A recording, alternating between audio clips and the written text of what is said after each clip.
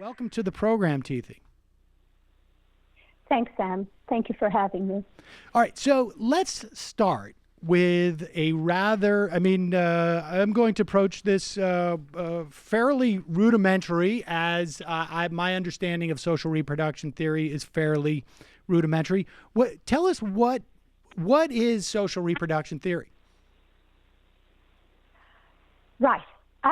Well, it's a mouthful, isn't it? Social reproduction theory. So if the book had another title, it would probably be Who is Cooking Dinner? So the core concept of social reproduction theory and the central idea of the book can, despite its mouthful title, can be broken down in perhaps three simple steps. First, that all the goods and services in our society, or in all capitalist societies, are produced by working people. Workers make the toothbrush I use in the morning, they harvest the coffee beans I use for my coffee at lunch break, and they teach my child, nurture her mind at my local public school from where I pick her up in the afternoon.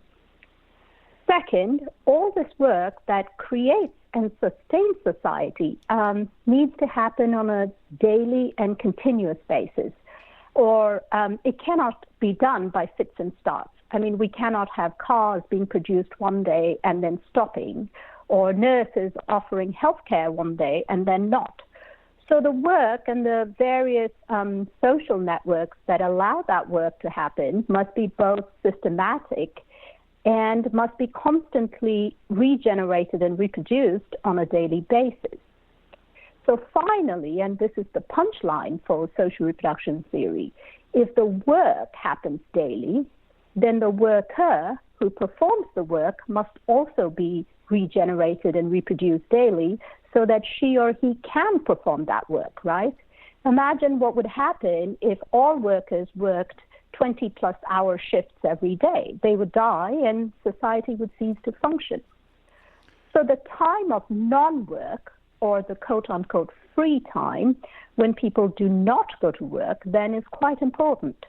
For that is when the worker eats, sleeps, in my case, posts cat pictures on Facebook and so on.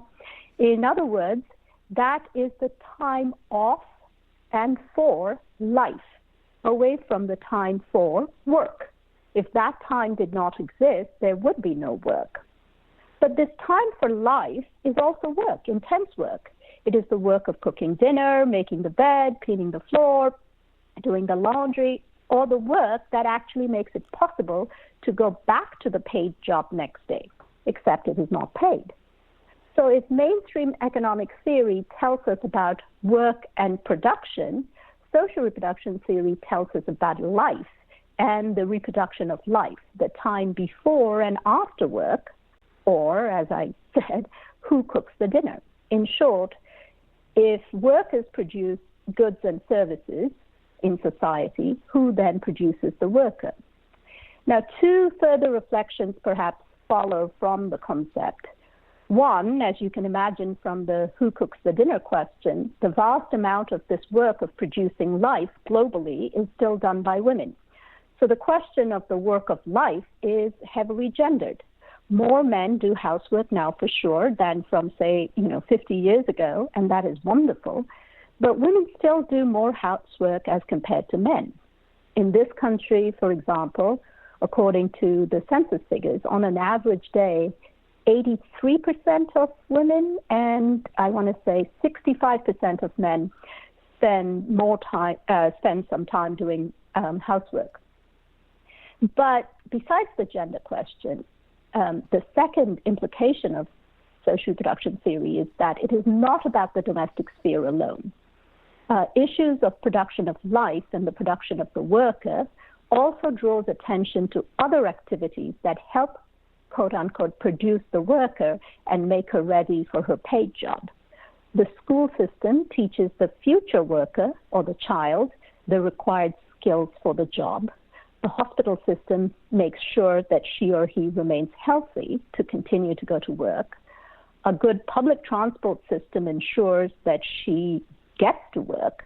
recreational facilities in the community make sure she has some leisure time away from the daily grind of work.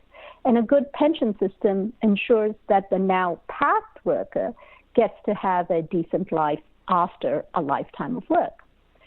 So the social reproduction of life is about all these systemic social things that make the formal economy possible, and yet is often seen as the unimportant component part of the economy and of production.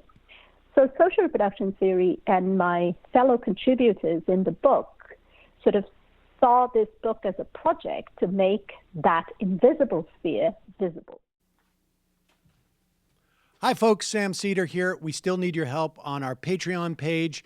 YouTube ads have come back, but not nearly as much as we had before. So if you can help us out, any little bit helps. Head over to our Patreon page right at this URL, and you'll help us keep helping you by making videos